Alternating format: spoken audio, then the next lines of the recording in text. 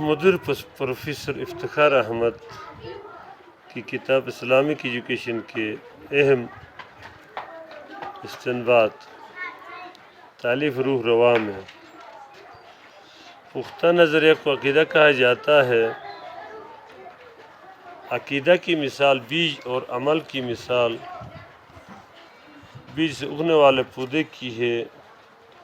وجود باری تعالیٰ پر یقین انسان کی فطرت میں داخل ہے۔ یہ فطرت انقلابی تبدیلیاں پیدا کرتی ہے اور انسان کو عزت نفس عطا کرتی ہے اور اسے تنگ نظری سے محفوظ رکھتی ہے، اور وہ انسان بے وجہ توحید استقامت کا پہاڑ بن جاتا ہے۔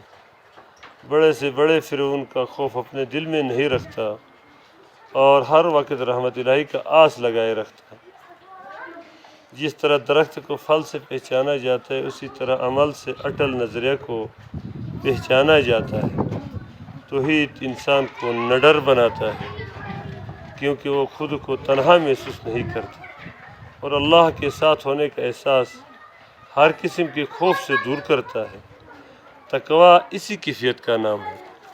والسلام۔